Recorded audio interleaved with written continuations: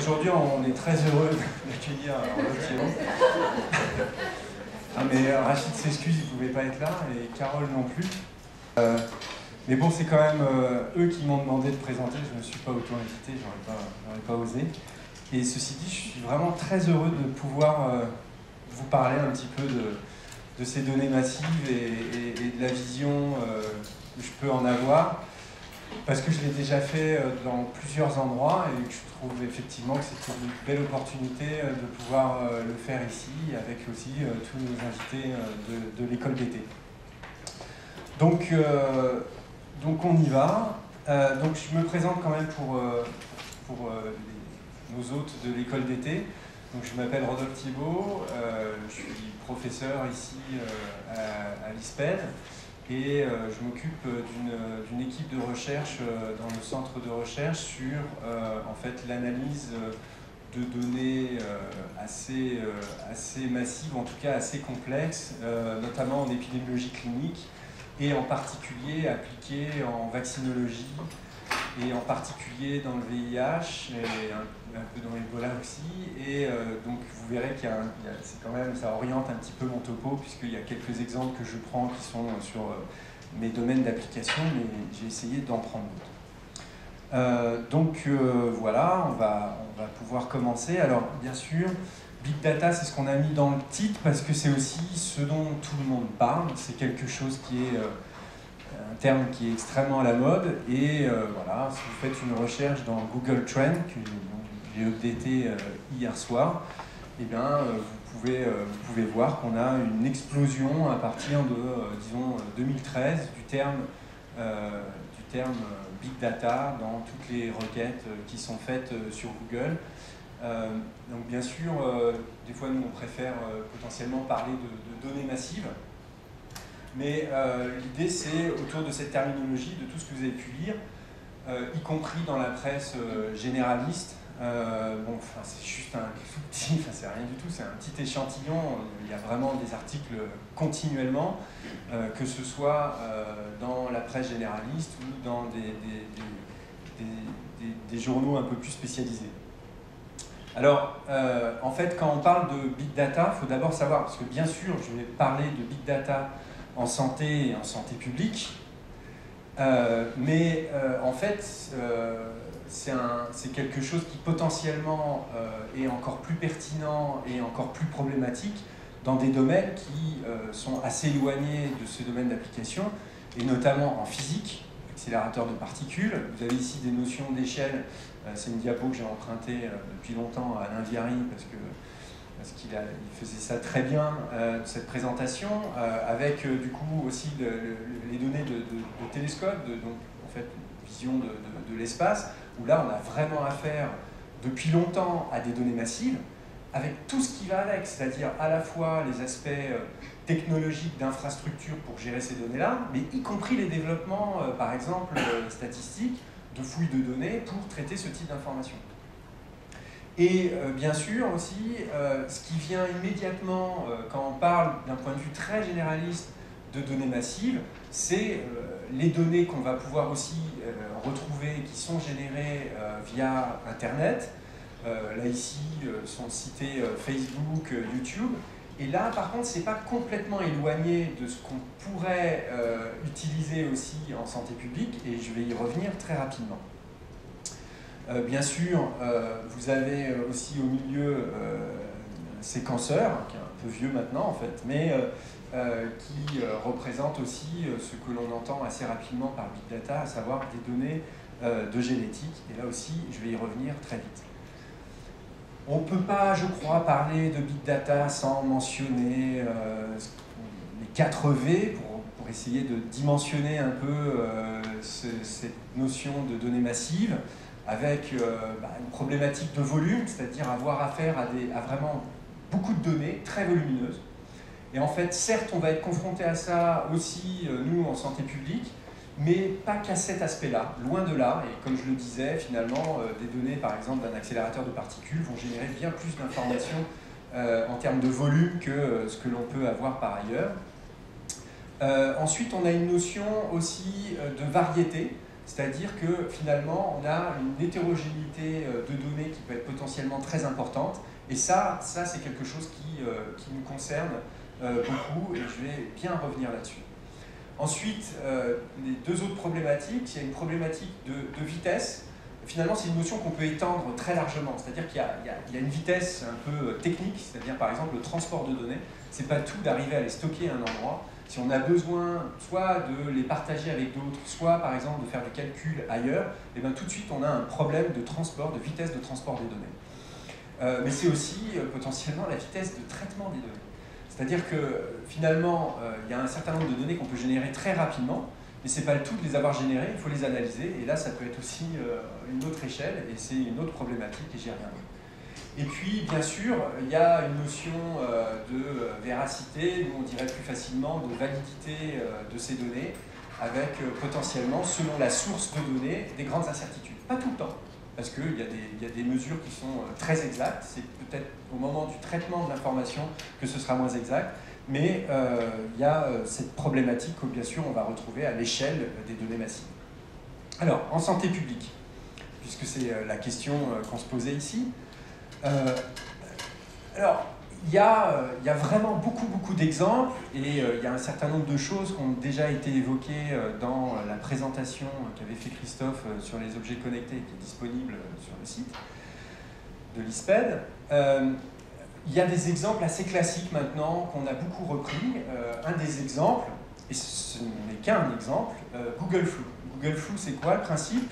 L'idée, c'était de dire, les gens de Google, ils sont assez nombreux maintenant pour travailler sur ce type de questions. Ils se sont dit, en fait, ce qu'on va faire, c'est que si quelqu'un, en fait, finalement, est malade ou a un syndrome grippal, un des réflexes qu'il va avoir aujourd'hui, c'est d'aller regarder sur Google qu'est-ce qu'il en est de la grippe, qu'est-ce qu'il en est le traitement de la fièvre, etc. Et donc, l'idée, là, c'était de dire, très bien, donc on va prendre toutes ces requêtes et on va essayer de voir si, à partir de ces requêtes, on peut prédire finalement les épidémies, ou du moins les cas qui ont été enregistrés par le CDC. Et donc ils ont construit un modèle, et ici vous l'avez ici, donc avec en rouge en fait les prédictions du modèle, en noir les observations, et ici donc ça c'est une partie en fait qui a été donc, utilisée pour calibrer le modèle, et ici sur cette autre partie vous avez en fait sur la droite du schéma les prédictions. Donc au moment où ça a été publié dans un bon journal, Nature, en fait, voilà, ils ont dit on a un modèle maintenant basé sur Google et on peut faire des prédictions à partir des données qui sont déjà disponibles. Parce que le principe ici, c'est que finalement, on a une partie de ces données massives qui sont potentiellement déjà existantes. Et là, c'était le cas, c'est-à-dire qu'on utilise cette information disponible chez Google à partir de toutes les requêtes qui ont été faites pour prédire une épidémie de grippe. Rassurez-vous, pour ceux qui connaissent l'histoire, je ne vais pas en rester là, je raconterai aussi la suite de cette histoire un peu plus tard. Ensuite, on a aussi l'idée d'utiliser les données existantes, notamment au travers des réseaux sociaux. J'explicitais tout à l'heure en disant, voilà, il y a Facebook par exemple qui est générateur d'énormément de données. Et bien aujourd'hui, ça fait partie d'informations qu'on imagine pouvoir utiliser, notamment pour essayer de déterminer le comportement des gens, la situation psychologique des gens par exemple, etc. Et puis, il y a par exemple les données de transport.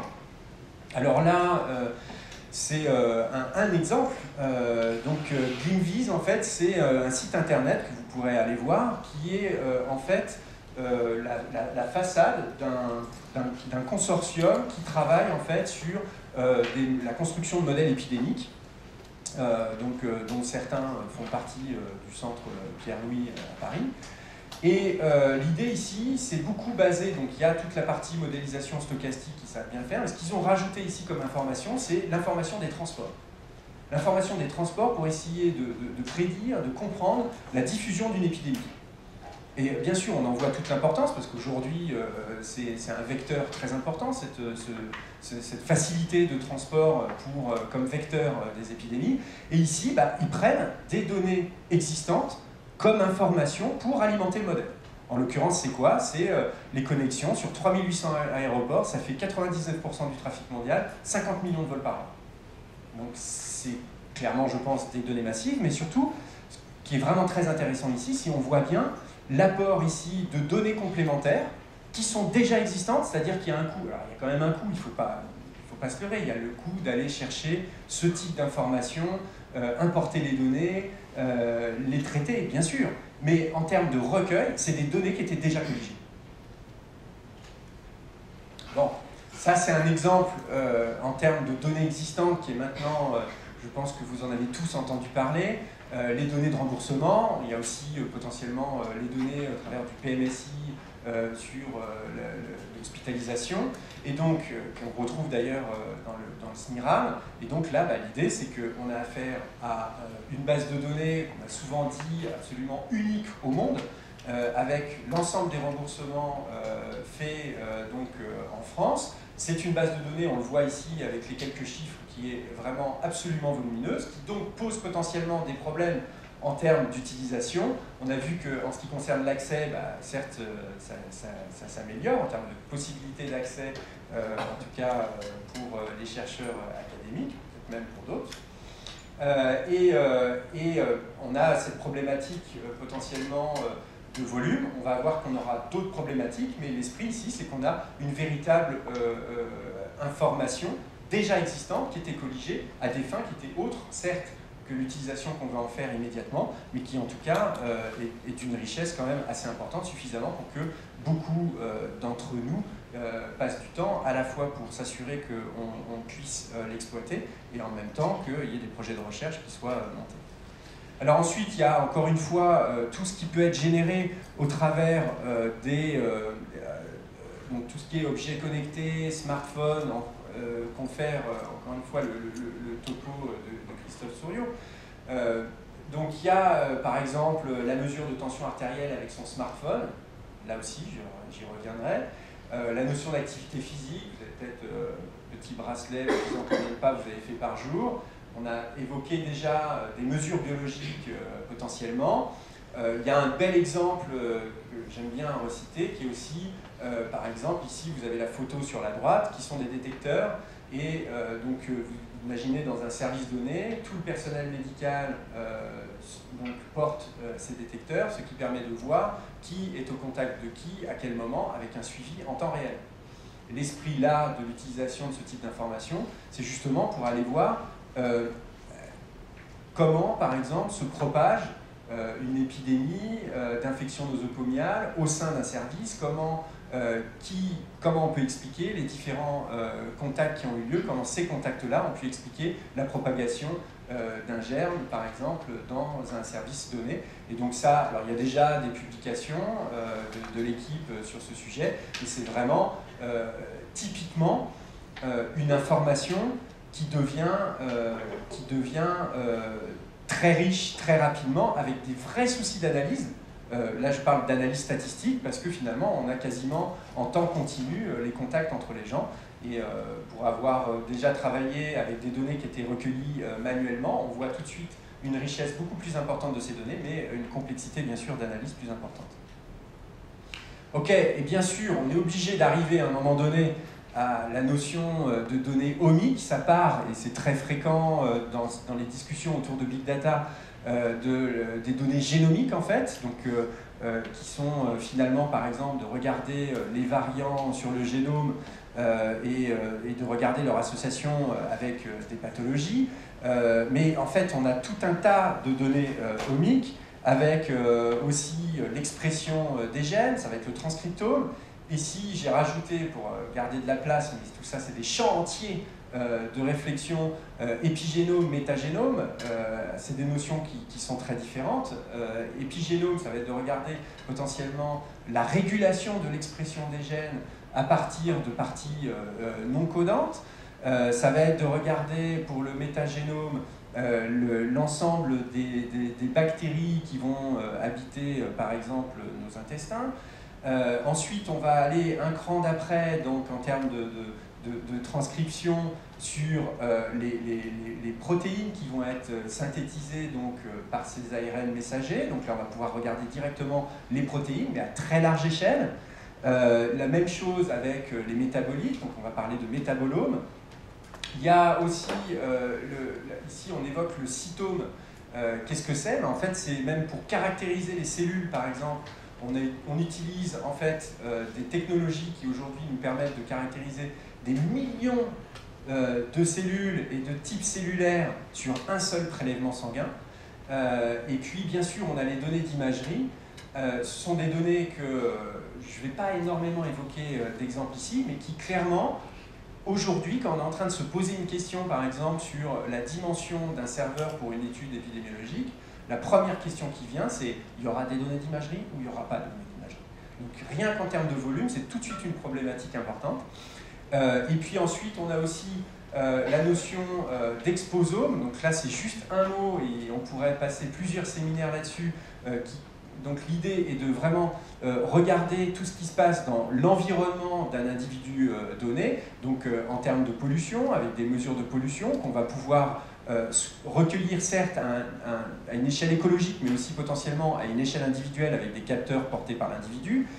La notion aussi, quand on parle de données de grande dimension, finalement ici j'évoque beaucoup des choses qui concernent finalement d'exposition, de mécanismes, mais ça pourrait être aussi bien sûr la caractérisation de l'individu ou de sa pathologie. Typiquement en cancérologie par exemple, on va, grâce à l'étude génomique, on pourra regarder ce qui se passe au niveau de la tumeur et mieux caractériser la tumeur et donc la pathologie, ce qui va être en termes de prédiction très intéressant. Alors, en fait, l'idée ici, là, qui est très important de voir, c'est que finalement, plus que la notion de volume, on va être aussi dans une notion de vraie complexité. Vraie complexité parce que finalement, on va avoir des niveaux très différents, on va avoir des mesures à des niveaux très différents, où à la fin, on va vouloir peut-être avoir une vue d'ensemble, et ça génère une complexité importante. Et puis, il y a la complexité même de la couche elle-même, de la technologie elle-même, de la technique elle-même. Parce que finalement, là, je suis en train de tout mettre sur une diapositive, mais vous avez des gens qui sont spécialistes des études épigénétiques et qui font quasiment que ça, des gens qui font de la métagénomique, etc., etc. Donc, à chaque fois, c'est une spécificité. Or, tout ça peut concerner un seul et même individu, ou du moins un seul et même groupe d'individus d'intérêt dans une étude. Donc, finalement, la notion de taille devient presque secondaire au regard de cette notion-là. Alors donc, dans les exemples typiques, donc c'est une diapositive que j'ai empruntée à Stéphanie Debette, qui travaille dans le centre, qui dirige une équipe dévolue justement aux études génétiques, en particulier en neurosciences, et vasculaires. Et en fait, là, ici, vous avez un exemple typique où, en fait, on va couvrir l'ensemble du génome, on va regarder sur l'ensemble du génome quels sont les variants d'un individu à l'autre et quels sont les variants que finalement on va retrouver de façon plus fréquente dans une pathologie donnée par rapport à un groupe témoin. Et là, en fait, on n'est plus en train de screener quelques facteurs de risque, on est en train de screener un génome entier avec donc plus de 20 000 gènes. En ce qui concerne le transcriptome, par exemple, la mesure d'expression génique, donc ici, ce que j'ai représenté sur la diapositive, c'est voilà, une figure d'un papier qui est, à mon avis, en tout cas dans le domaine dans lequel j'applique la méthodologie, est assez caricatural pour le succès qu'il a apporté, aussi parce que c'était un des premiers, c'est en fait sur le vaccin fièvre jaune. Le vaccin fièvre jaune, ça fait des années, des dizaines d'années qu'on l'utilise et qu'on le sait extrêmement efficace. On vaccine de façon obligatoire les gens qui se rendent dans des pays endémiques. Et on avait une bonne idée d'un corrélat de protection, c'est-à-dire d'un marqueur qui nous indique qu'on est bien protégé, à savoir le taux d'anticorps.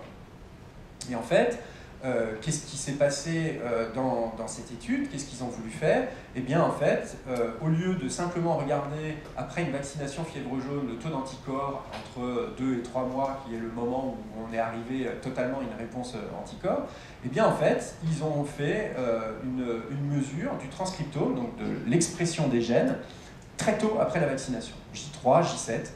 À J15, ils ont regardé une autre partie de la réponse immunitaire. Et qu'est-ce qu'ils en ont tiré de ça? Eh bien, ils en ont tiré deux choses assez importantes. La première, c'est que, en fait, le principe de faire un transcriptome, c'est que ça permet de regarder, en fait, de façon très globale, puisqu'on va regarder, en fait, finalement, l'ensemble de l'expression des gènes. Il y a beaucoup de limites.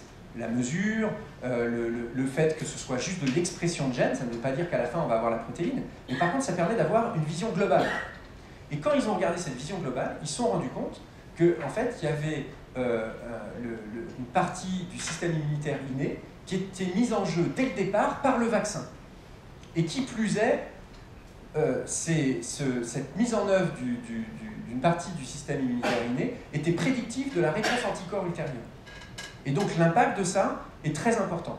Très important d'abord dans la compréhension, en fait, finalement, du mécanisme du vaccin. On sait qu'il marche, dans le sens, la boîte noire nous a dit, dans des essais cliniques randomisés, voilà, les gens qui sont vaccinés, ils font moins d'infections, voire même pas du tout d'infections à fièvre jaune, mais par rapport à des non-vaccinés, mais on ne sait pas exactement comment il marche. Et bien ça a vraiment ouvert une voie de recherche, avec beaucoup de papiers ensuite qui ont été engendrés derrière, de compréhension mécanistique de ce qui se passait. Et pourquoi on a réussi ça? Parce qu'on a regardé de façon plus large, au lieu de regarder certains marqueurs, même de l'immunité innée, et bien là on avait une vision plus large qui a été ensuite affinée avec des mesures spécifiques de certains marqueurs de l'immunité innée. La deuxième chose, c'est dès J3 ou J7, pouvoir prédire la réponse qu'on va avoir à J60 ou J90. Aujourd'hui, on est en train de regarder ce que donne le transcriptome dans l'heure qui suit la vaccination.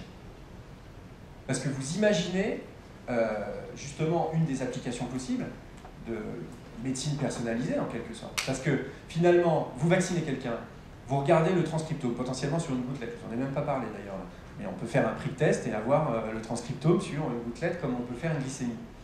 Vous regardez, vous l'analysez immédiatement, au moins pour rechercher exactement les marqueurs qui étaient prédictifs de la réponse anticorps, vous dites « Ah non, là il n'y a pas une bonne réponse, on va faire une deuxième dose ». Voilà le type d'application potentielle. Là, on n'y est pas encore pour ça, mais l'esprit d'avoir ces marqueurs qui sont prédictifs de la réponse ultérieure très tôt, avec cette nouvelle technologie, c'est une vraie possibilité, donc à la fois de regarder de façon plus étendue et avec des possibilités donc, de prédiction. Donc le métagénome, là, l'esprit, c'est carrément, on est en train de regarder là où on ne regardait pas avant, quoi. On n'a jamais imaginé, c'est très frustrant de vous mettre qu'une seule diapositive, hein, mais là il faut aller voir toutes les conférences spécifiques sur le métagénome. Le principe c'est, d'ailleurs j'aurais peut-être dû mettre cette autre image, mais c'est de dire on n'est jamais seul. On n'est jamais seul parce que finalement on a tous ces habitants avec nous qui sont des bactéries. En fait, l'idée générale, ça, c'est qu'à partir du moment où on arrive à le mesurer, on essaye d'étudier maintenant, véritablement, c'est quoi qui a un impact dans ce métagénome sur tout un tas d'événements, et notamment, par exemple, sur la réponse vaccinale. Ok. Donc, pourquoi faire? Je vous ai donné quelques exemples. Enfin, toute cette masse de données, finalement, on en fait quoi? Alors, ce qui est assez classique dans... vous verrez, si vous regardez beaucoup de topos sur les données de grande dimension, etc., alors on dit, voilà, on va convertir les données vers la connaissance. C'est tout à fait vrai, c'est juste. C'est très général de dire ça, et justement, peut-être que ce que je veux souligner ici, c'est le point de vue de l'épidémiologiste, il a envie d'être un peu plus spécifique. Quand bien même il sera dans cette logique-là, de dire que des données en elles-mêmes ne sont pas suffisantes, on veut des connaissances derrière, l'idée c'est d'être un peu plus spécifique. Ici, je vous ai mis la copie du site du NIH, donc avec ce projet de conversion des données vers la connaissance. Alors, la question à laquelle on veut répondre finalement avec toutes ces données, eh ben, c'est beaucoup un point majeur de capturer finalement cette diversité entre les individus qui est devenue encore plus marquée avec ces nouvelles données. Qu'est-ce que je veux dire par là? Je veux dire qu'on regarde, on a des individus. Il y a certains individus qui vont développer une maladie, d'autres qui ne vont pas en développer. Nous, on est très intéressés souvent en épidémiologie de trouver des facteurs qui vont nous permettre d'expliquer ça. Et bien justement, aujourd'hui, avec ces données de grande dimension, ça nous pousse encore plus à penser à où est-ce qu'on peut regarder. Et il y a des choses qui nous apparaissent. Je vous ai parlé de la diversité, bien sûr, de nos habitants, nos tubes oraux, pharyngés et intestinaux, mais il y a beaucoup d'autres aspects. J'ai aussi vaguement évoqué la notion ensuite de sciences humaines et sociales, du contexte dans lequel l'individu évolue. Et bien finalement, là aussi, on se retrouve avec des données massives. J'évoquais les réseaux sociaux. Et donc, finalement, on a envie d'avoir une capacité ici beaucoup plus importante à capturer cette variabilité interindividuelle qui est souvent au cœur de notre problématique en épidémiologie. Bien sûr, derrière, il y a un aspect, il y a souvent la relation avec la médecine personnalisée, à savoir qu'est-ce qu'on va pouvoir mettre en œuvre derrière comme action en termes médicaux, et je vais vous donner l'exemple de la vaccinologie. J'ai repris ce graphe donc d'un article d'Amien Chaussabel qui a pas mal fait avancer les choses, notamment sur les analyses de transcriptome, aussi parce que je le trouve très pédagogique ce graphique. L'idée, c'est de dire quoi? C'est de dire que finalement, on a une vision immédiate en clinique des signes cliniques, enfin, pourvu qu'on ait vu le patient ou le participant, bien entendu. Et en fait, le challenge ici, grâce à toutes ces mesures de type omique, c'est d'aller pouvoir attraper finalement les perturbations qu'il appelle ici moléculaires, par exemple, avant la survenue de ces signes cliniques. C'est toute la problématique finalement des biomarqueurs qu'on connaît déjà depuis des années en épidémiologie. Et là, la différence, c'est que finalement, ce panel de biomarqueurs est bien plus important. Et c'est un peu la même chose aussi en termes de post-signe clinique, l'esprit étant de se dire, tiens, il faut peut-être faire attention, conserver un traitement jusqu'à temps qu'on ait aussi une guérison entre guillemets moléculaire, donc autrement dit une normalisation de certains biomarqueurs, avant de véritablement arrêter le traitement. Alors, la place de l'épidémiologiste dans tout ça, je souris parce que je me suis dit, là, t'es un peu gonflé de mettre épidémiologiste en plein centre avec toutes les autres disciplines qui ont même apparaissent avec des cadres un peu plus... Enfin, c'est pas du tout une sous-estimation de toutes les autres disciplines, et d'ailleurs, pour certains, vous savez que je m'inscris dans d'autres disciplines ici potentiellement. Ce que je voulais dire, c'est que, finalement, ici, comme avant, je crois que l'épidémiologiste est à la croisée de l'ensemble des disciplines qui vont intervenir dans les questions qu'on se pose. Et s'il y a quelque chose à rajouter, parce que finalement, tout ce que je vous dis là, c'est quelque chose que vous auriez pu sans doute anticiper, mais moi, ce qui me gêne beaucoup, c'est qu'à la place de épidémiologiste, ici, on marque data scientist. C'est nouveau métier, soi-disant, et voilà, il y a des nouvelles formations autour de ça. Je suis un peu gêné sur cette notion-là. Je ne veux pas du tout mettre de côté le fait qu'il y a vraiment beaucoup de choses à faire en termes justement de gestion de ces données massives et d'analyse de ces données massives, mais le rôle de l'épidémiologiste va bien au-delà de rester sur la notion d'analyse de données. Il y a aussi comment est-ce qu'on acquiert ces données, c'est quoi la validité de ces données, quel design il faut employer. Il y a aussi la notion de l'épidémiologiste qui finalement va se spécialiser dans un domaine donné, et là je ne parle pas de spécialisation en épigénétique, en métagénomique ou en transcriptomique, je parle de spécialisation par rapport à un domaine donné. Parce que finalement, ces données massives, c'est quand même une opportunité certes, mais finalement c'est extrêmement important d'assurer la pertinence des questions, la pertinence des analyses, et ça en comprenant bien le domaine. Et donc c'est en ça que je trouve que c'est plutôt l'épidémiologiste qui se situe comme ça à la croisée des chemins. Et l'autre chose que je voudrais souligner aussi ici, c'est on n'arrête pas de dire, et donc en fait en gros le schéma qu'on fait d'habitude, c'est le même, épidémiologiste n'apparaît jamais, jamais. Si vous trouvez une présentation de ce type-là où on met au centre l'épidémiologiste, à part celle-ci, je suis preneur de savoir qui dit ça. Et ce qu'on voit au centre, c'est bioinformaticiens.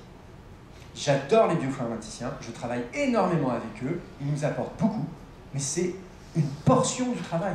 C'est une portion du travail. Ensuite, je pense qu'il y a une place non négligeable aux biostatisticiens dans ce type de problématique, mais là où je veux insister, c'est que finalement, il y a une spécialisation très importante pour chacune des disciplines et des sous-disciplines, si on devait dire ça comme ça, en termes de classification de CNU, je ne sais pas quoi. Je donne un exemple. Informaticien, c'est très important d'avoir les compétences d'un informaticien capable de gérer des serveurs, qui sont capables d'accueillir des données de grande dimension, de faire du calcul.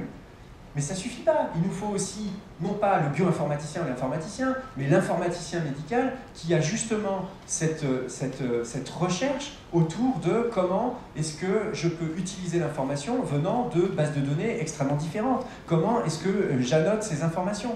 Donc, tout ça pour dire que, pour le statisticien, j'aurais pu faire aussi l'exercice de dire qu'il faut des mathématiciens, qu'il faut des probabilistes, etc. Mais tout ça pour dire qu'on n'a pas juste une personne au centre. Et ce que je dis, je crois, est assez important.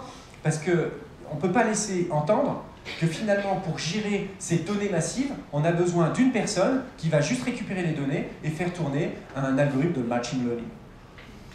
Je veux dire, on a besoin de bien plus que ça. Donc, pourquoi finalement je le mets au centre? J'évoquais le point qui apparaît 1 mais qui est 2.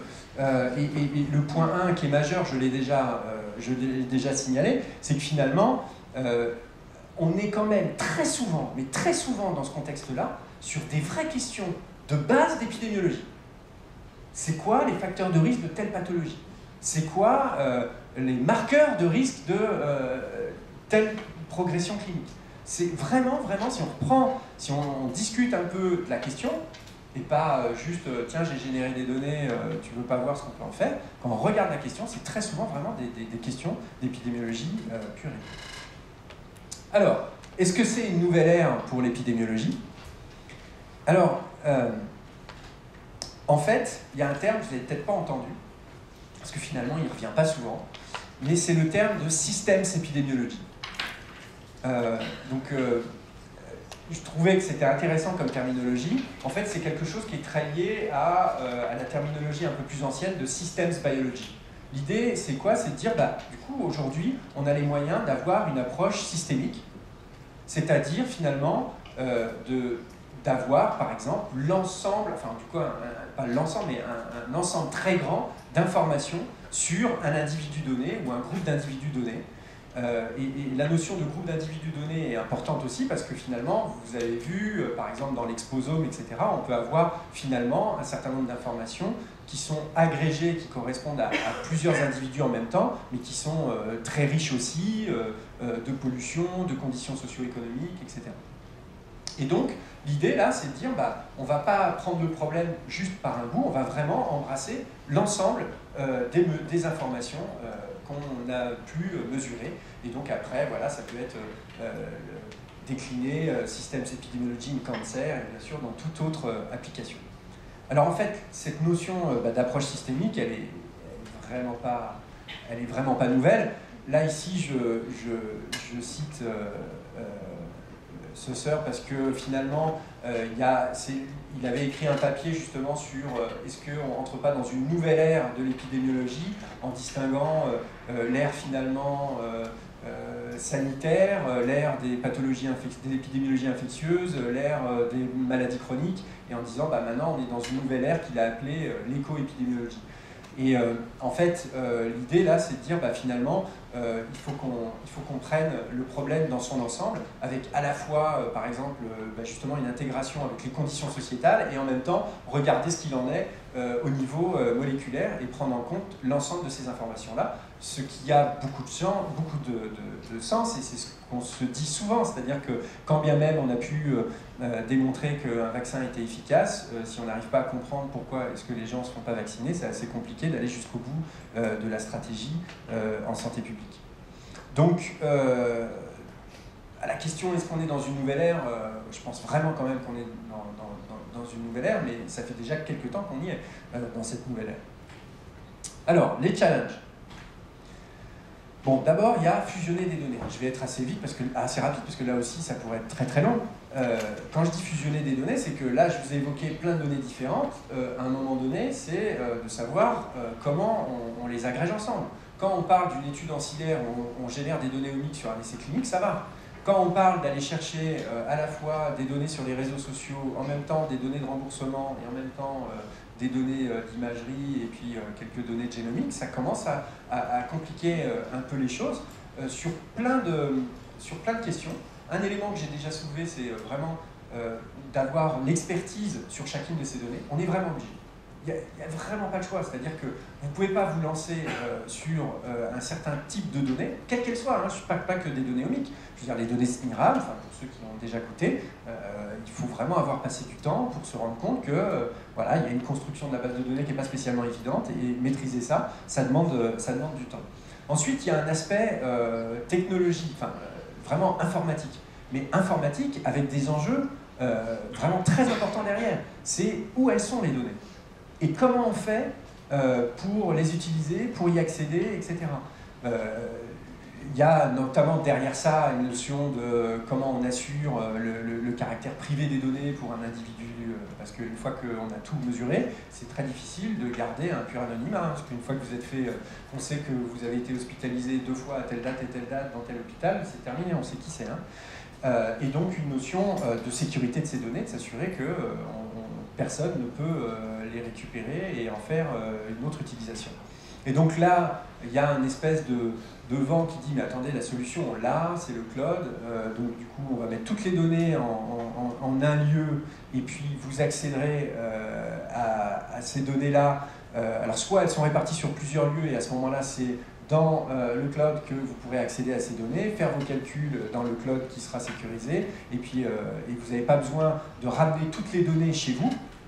Ça a du sens, ça a vraiment du sens d'un point de vue pratique, parce que à ce moment-là, sinon, il va falloir multiplier tous les serveurs dans toutes les équipes de recherche, etc. Mais il y a un vrai enjeu ici de sécurité technologique. Quand on voit sur des réseaux relativement fermés, je dirais comme le nôtre à l'ISPED, le nombre d'attaques qu'on peut subir avec quelquefois des vraies frayeurs, vous imaginez les clouds de Microsoft et de Google. Ensuite, alors là, ça fait toujours mal de dire ça, parce que pendant des années, on a dit on veut plus de données, allez-y, donnez-nous plus d'informations, etc. Puis aujourd'hui, on se dit ok, merci pour toutes ces données, comment on va faire pour les réduire? Alors en fait, l'exemple c'est quoi? C'est ça. Bon, certains d'entre vous vont reconnaître cette figure. Pour ceux qui sont à l'école d'été à Epinix, ça c'est la charge virale, la réponse en termes de charge virale dans l'essai Albi. Donc c'est un vieil essai publié en 1999. On voit ici notre réponse en termes de charge virale d'un patient, de 3 groupes de patients traités par 3 stratégies antirétrovirales. Donc là, nous on venait, alors ici on a fait des choses incroyables, hein. On a fait de la modélisation bivariée, on a même fait des systèmes d'équations différentielles pour modéliser ces données. Bon après, il faut reconnaître quand même que quand on est clinicien, on voit très bien quand même que le groupe AZT3TC a moins bien répondu que le groupe DKT-DDI, parce qu'on voit quand même très bien que sa charge virale est bien plus élevée que l'autre groupe. Aujourd'hui, c'est ça qu'on a dans nos essais. Ici, par exemple, c'est une matrice d'expression génique. Bon, je ne vous ai pas mis les légendes, mais vous imaginez bien qu'avec les légendes, vous allez voir la même chose. D'expression génique chez 19 patients vaccinés pour un vaccin VIH thérapeutique. Quand je regarde sur mon ordinateur la base de données, donc l'ALBI ANRS 070, vraiment la base de données qui nous a servi à faire l'analyse, je ne sais pas si Valérie Journoux est là, mais en tout cas 67 kilooctets, d'accord. DALIA avec nos 19 patients, 200 gigaoctets, et encore ici je ne mets pas les données de séquençage pour l'expression génique. Donc comment on réduit la dimension? Quand on parle de réduction de dimension, surtout entre nous ici, on pense tout de suite à la fin du graphe ici. C'est-à-dire à l'analyse de données, on va faire de la réduction de dimension, on va faire du SVM, de la PLS, du lasso, etc. Mais en fait, cette réduction de dimension, maintenant, on y pense dès le départ, quasiment. C'est-à-dire que par exemple, je vous ai parlé du transcriptome, en vous disant le transcriptome, on peut le voir de façon très large, etc. Il y a aussi une réflexion sur, une fois qu'on a nos résultats, par exemple, nos biomarqueurs qui sont prédictifs de la réponse, et ben, du coup, de générer des puces à façon, où dessus on va mettre juste les gènes qu'on cherche et point barre. Ou bien carrément tout de suite faire une PCR pour regarder l'expression de ce gène et de ne pas trop générer d'informations. Ou bien même d'avoir des circuits de pré-analyse finalement des données. Par exemple, quand on est en train de suivre les déplacements de quelqu'un, d'avoir d'emblée une information de type résumé qu'on va récupérer.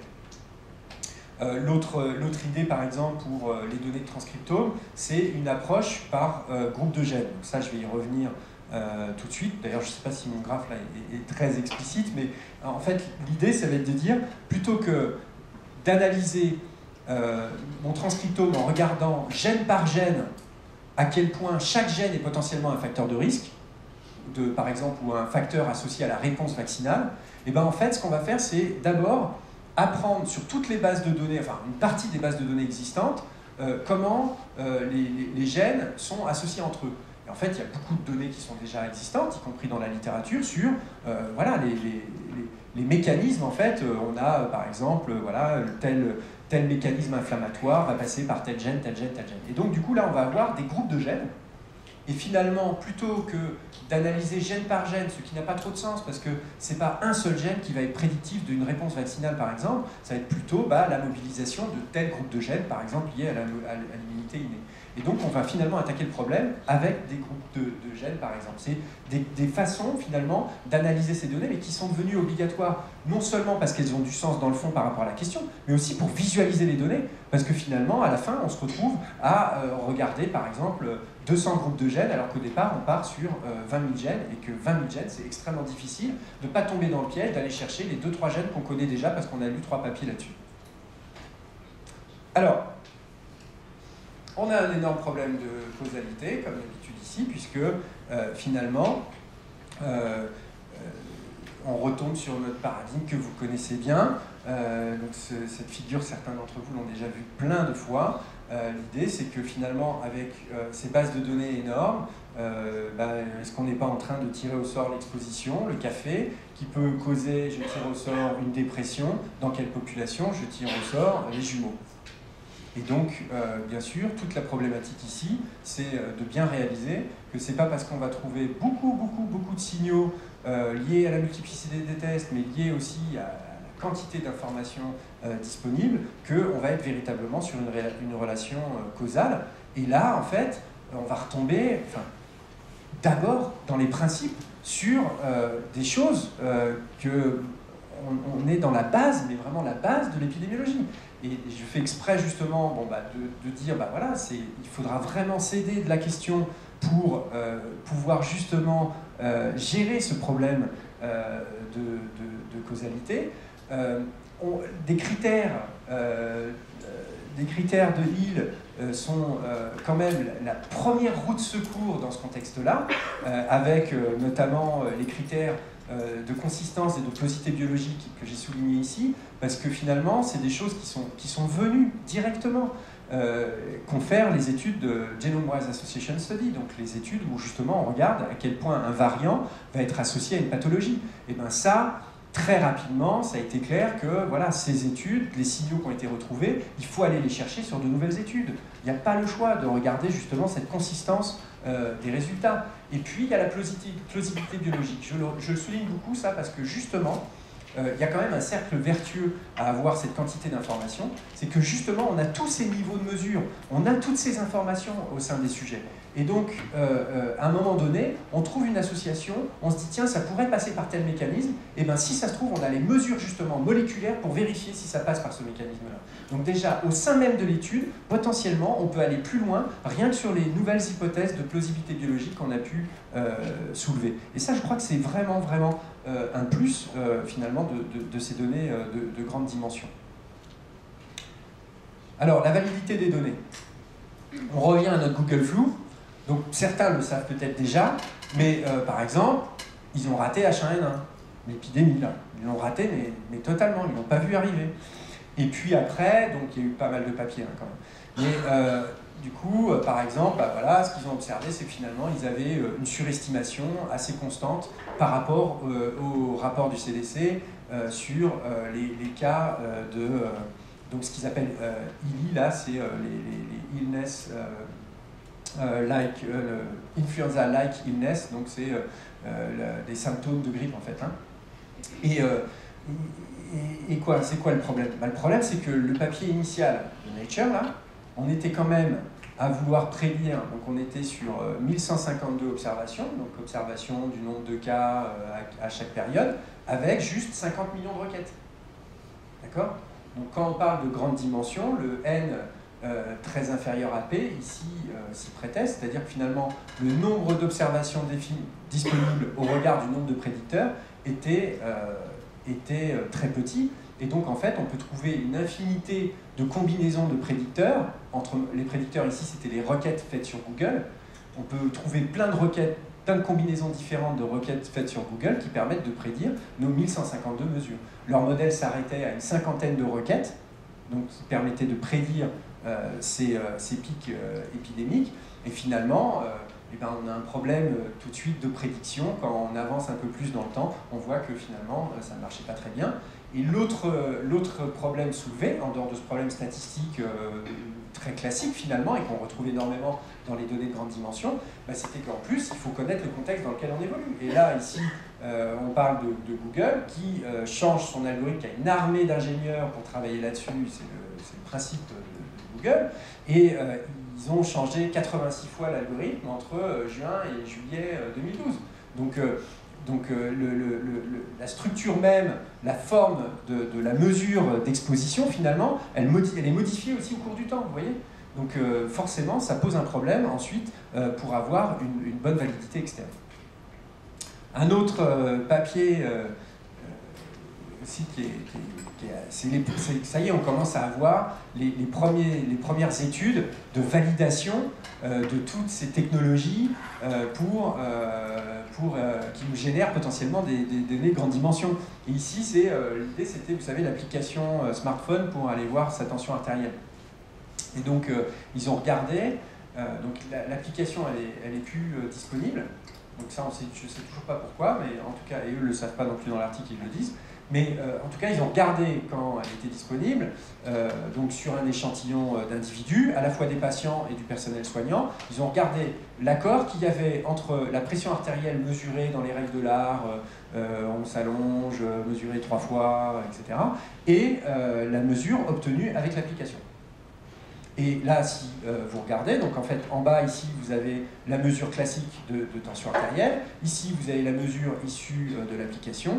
Et ici, vous voyez, donc, par exemple, dans ce cadran, les gens qui avaient une pression artérielle systolique élevée dans une mesure classique et qui, pour l'application, n'avaient pas une mesure de pression artérielle élevée. Et donc, c'était une de leurs conclusions, c'est-à-dire que si on prend les gens qui ont une hypertension sur la mesure de tension standard, il y en avait 4/5 qui étaient rassurés par l'application qui disait non, il n'y a pas de problème. Donc en fait, ils disaient, voilà, là, on a un vrai souci même, ils disent, de santé publique, c'est-à-dire que vu le nombre de téléchargements qu'il y avait déjà eu, on a un vrai problème potentiellement de gens qui vont dire tout va bien, ma tension va bien, j'ai pas besoin d'aller chez le généraliste parce que tout va bien, et en fait, ça va pas. Donc on a un vrai problème. Nous, en épidémiologie et santé publique, on a aussi un problème quand on veut utiliser ce type d'informations pour faire des études. Alors, je vais bientôt avoir fini. Là, c'est... parce qu'en fait, il n'y a pas de modérateur, donc ça, c'était un peu le danger de l'histoire. Je vais compter sur toi, Christophe. Mais bon. Donc, je voudrais juste... je termine là. Je termine sur un dernier exemple. En fait, pour tout vous dire, c'est un exemple que j'avais utilisé dans une conférence où j'avais été invité pour la DEF. Et alors, c'est un exemple que j'ai vraiment présenté en disant voilà un exemple de recherche sur les big data qui marchent. Parce que le nombre de fois où on dit oui, mais les big data, donnez-nous des exemples qui marchent. Donc voilà, j'avais un bel exemple qui marchait. En plus, c'était génial parce qu'il y avait un éditorial qui disait From big data to mechanism. C'est exactement le message que je voulais faire passer. Donc, c'était en fait une étude de génomique qui identifiait, j'imagine que certains spécialistes ici connaissent ce papier, qui identifiait en fait comment marche l'ApoE4 en tant que facteur de risque de maladie d'Alzheimer. Bon, je ne vais pas rentrer dans le détail, mais ce qui était vraiment magnifique, c'est qu'ils reprennent des données existantes, ils les réanalysent avec une nouvelle méthode, ça génère des hypothèses, ils vont faire des études sur des modèles cellulaires, ils régénèrent une nouvelle hypothèse, qui revérifie sur des données génomiques de bases de données existantes. Franchement, un joli cercle vertueux, etc. C'était magnifique. Qui après, il a été rétracté. Donc, en conclusion, nos big data, c'est sans doute une big opportunité et aussi un big challenge. Un point qui est vraiment majeur, c'est que, et on est beaucoup à dire ça et à écrire ça, c'est que ces big data, ils viennent en complément. C'est quelque chose qui potentiellement va vraiment nous aider, mais en plus de ce qu'on a déjà. C'est très peu probable que tout d'un coup, on n'ait plus besoin de faire quoi que ce soit. Il suffit juste d'aller récupérer les données sur Internet pour ensuite répondre à nos questions en épidémio.